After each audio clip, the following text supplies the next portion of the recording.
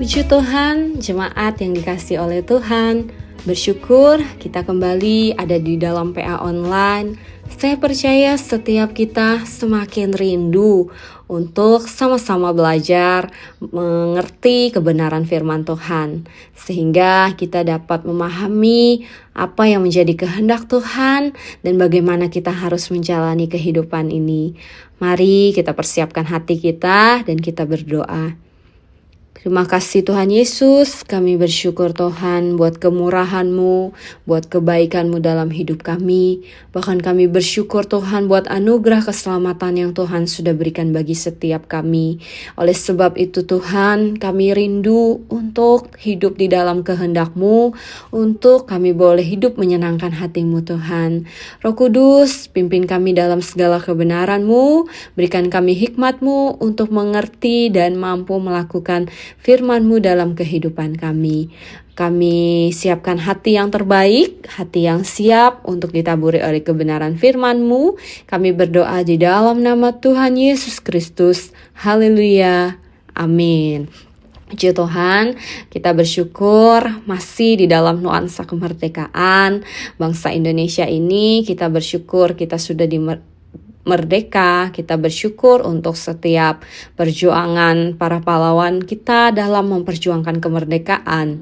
Nah, di sisi lain kita juga bersyukur atas kemerdekaan rohani yang sudah kita terima, keselamatan yang dikerjakan oleh Tuhan Yesus dengan mencurahkan darahnya yang mahal di kayu salib bagi kemerdekaan kita dari dosa.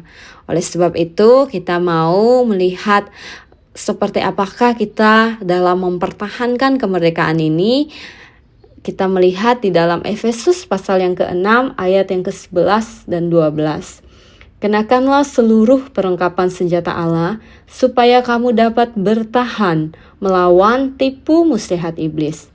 Karena perjuangan kita bukanlah melawan darah dan daging, tetapi melawan pemerintah-pemerintah, melawan penguasa-penguasa, melawan kuasa-kuasa dunia yang gelap ini, melawan roh-roh jahat di langit.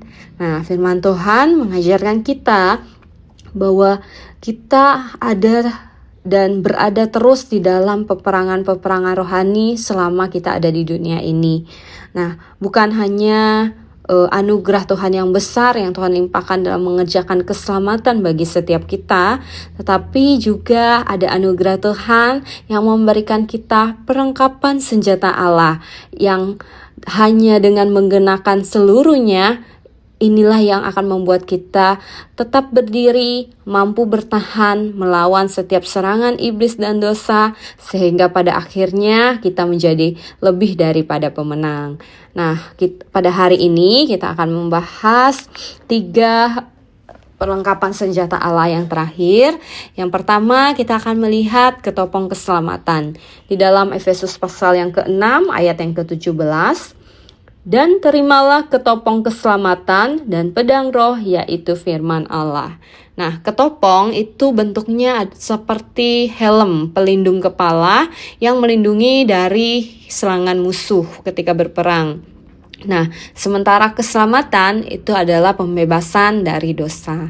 Nah, ketopong ini sendiri dipakaikan di kepala ya. Kepala seperti kita tahu merupakan pusat pertimbangan ya, bagaimana kita mempertimbangkan banyak hal itu ada di dalam kepala. Kemudian pusat kesadaran ya, kemudian juga pusat berpikir. Kemudian di sana juga ada motivasi kita, kemudian juga ada pengendalian atas seluruh tubuh kita.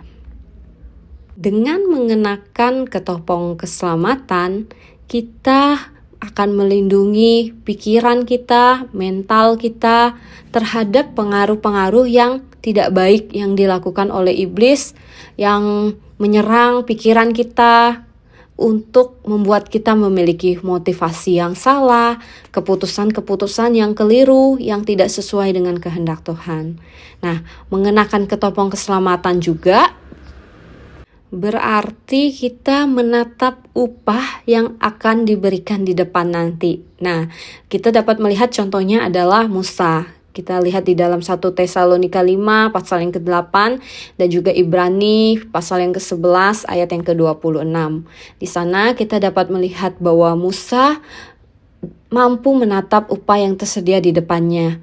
Oleh sebab itu dia meninggalkan kehidupannya yang mewah sebagai anak putri Firaun dan dia memilih untuk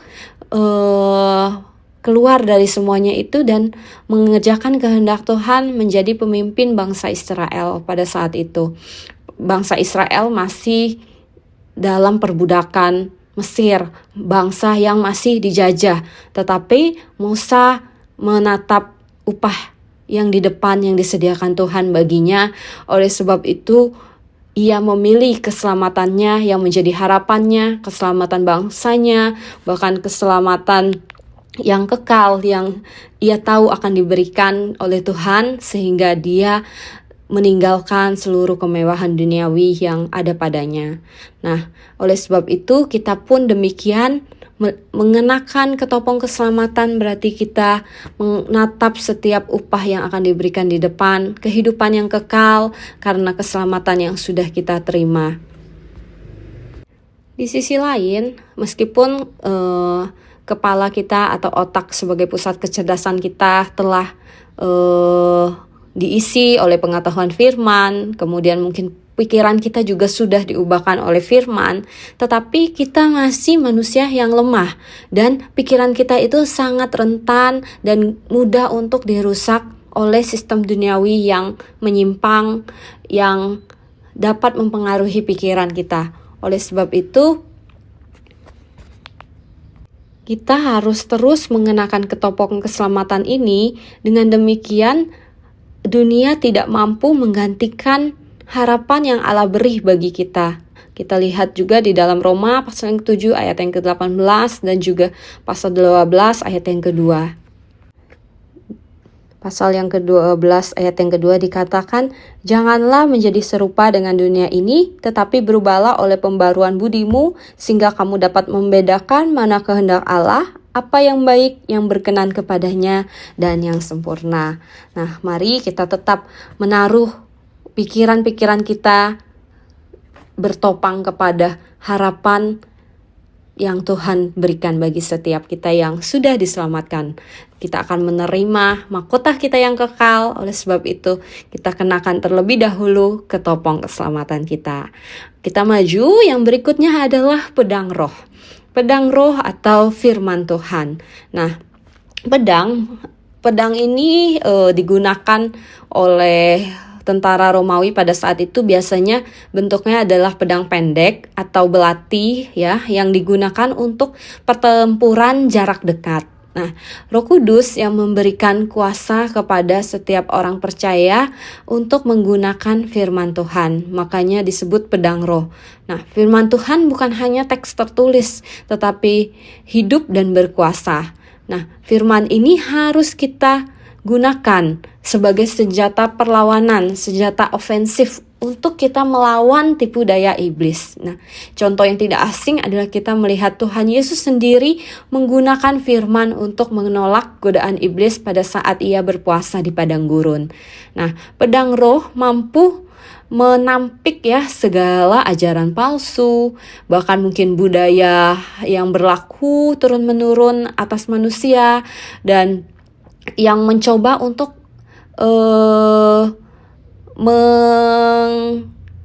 mengalihkan pikiran kita dari hal-hal yang sesuai dengan kebenaran firman Tuhan.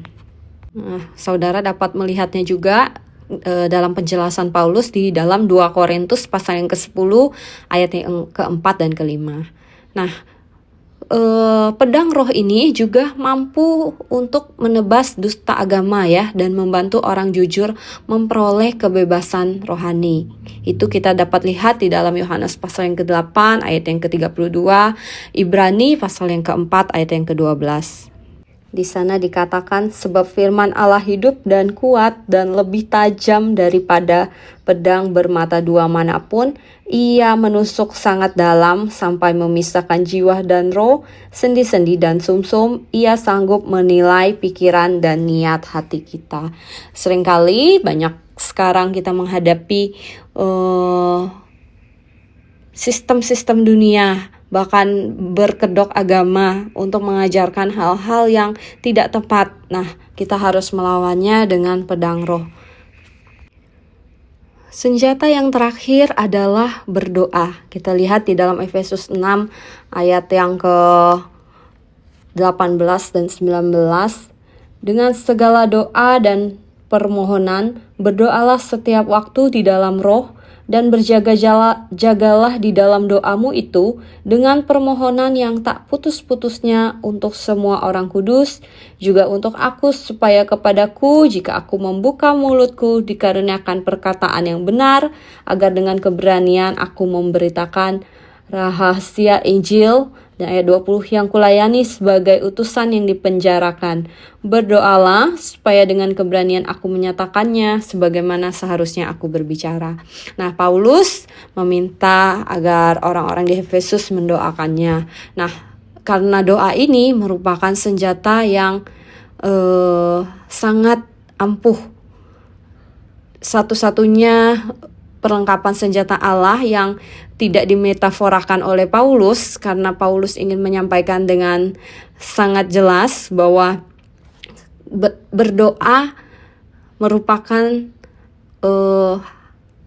senjata yang dapat kita gunakan di mana saja, bahkan jangkauannya sangat jauh. Kita bisa dari sini mendoakan pemerintah kita bisa berdoa untuk para hamba-hamba Tuhan yang ada di berbagai pelosok dunia ini. Kita berdoa untuk penginjilan yang ada. Kita berdoa untuk keluarga kita yang jauh. Kita berdoa untuk orang-orang yang kita kasihi. Doa merupakan senjata yang dapat kita lakukan di mana saja dan setiap waktu. Di dalam roh tentunya. Kita lihat di dalam Roma pasal yang ke-8 ayat yang ke-26 sampai ke-27. Saudara dapat baca. Di sana dikatakan kita harus berdoa di dalam roh, bahkan roh sendiri membantu kita berdoa. Sehingga doa itu dapat mengatasi kelemahan-kelemahan kita. Demikianlah seluruh senjata Allah ini harus kita gunakan secara bersamaan. Kita tidak bisa memilih salah satunya, karena hanya dengan menggunakan seluruhnya kita baru bisa benar-benar kuat dan bisa bertahan, bahkan bisa melawan setiap serangan iblis dan dosa yang terus mencoba untuk menjatuhkan kita. Nah, kalau Paulus sendiri mengangkat tentang perlengkapan senjata rohani ini dengan melihat bagaimana perlengkapan prajurit Romawi pada saat itu, sejarawan menulis setiap prajurit Romawi itu benar-benar dilatih setiap hari dengan sangat keras, seolah-olah memang mereka sedang berada di medan perperangan. Padahal mereka harus membawa berbagai perlengkapan yang cukup berat gitu ya, sekitar 30 kilogram dan berjalan sepanjang 30 kilometer setiap harinya. Sehingga ketika mereka berada di dalam pertempuran yang sebenarnya, mereka tidak gampang lelah dan mereka sudah terlatih dan memiliki strategi perang yang efektif. Nah, demikianlah Tuhan mau setiap kita terus berlatih, terus mengenakan senjata Allah ini setiap hari. Kita berlatih, setiap hari kita siap sedia, kita berjaga-jaga karena kita tahu bahwa iblis terus mengintai untuk menjatuhkan kita, tetapi anugerah Tuhan terus berlimpah agar kita terus bertahan dan boleh menjadi pemenang dalam kehidupan kita. Kita boleh mempertahankan kemerdekaan ini hingga pada akhirnya Tuhan mendapati kita setia, pada akhirnya Tuhan mendapati kita menjadi hamba yang berkenan di hadapannya, bahkan menjadi mempelai wanita yang sempurna di hadapannya. Kita bersyukur untuk setiap anugerah Tuhan, dari mulai kemerdekaan yang Tuhan beri hingga setiap anugerahnya yang dinyatakan dalam kehidupan kita. Kita tidak pernah sendiri. Bahkan firman Tuhan berkata, Tuhan yang berperang ganti kita. Kita mau bersama-sama menjadi partner Allah untuk boleh melawan setiap serangan iblis yang mencoba untuk mencuri kebenaran Allah, yang mencoba untuk membuat kita melepaskan keselamatan yang sudah kita terima. Mari kita bersyukur dan merenungkan kebenaran firman Tuhan. Kita menaikkan setiap doa kita kepada Tuhan. Terima kasih Tuhan Yesus, kami bersyukur buat darah-Mu yang telah Engkau curahkan untuk memerdekakan kami. Kami bersyukur Tuhan buat setiap perlengkapan senjata Allah yang Tuhan berikan bagi kami, dan untuk setiap anugerah-Mu, penyertaan-Mu. Dan kami percaya setiap kami menghadapi tantangan-tantangan yang ada dalam dunia ini, kami tidak pernah sendiri, tetapi Engkau selalu beserta dengan kami. Kasih-Mu, kuasa-Mu selalu Tuhan nyatakan dalam kehidupan kami. Kami bersyukur untuk semuanya itu Tuhan. Kami memohon ampun atas setiap kelemahan kami. Mungkin kami belum kebal terhadap dosa, tetapi kami rindu Tuhan untuk kami hidup jauh dari dosa, untuk kami hidup sesuai dengan kehendak-Mu, kami hidup dekat dengan kasih-Mu Tuhan. Terima kasih Bapa, kami bersyukur untuk kebenaran firman-Mu. Teruslah ingatkan kami untuk mengerjakan keselamatan kami. Terima kasih Tuhan, kami bersyukur di dalam nama Tuhan Yesus Kristus. Haleluya. Amin.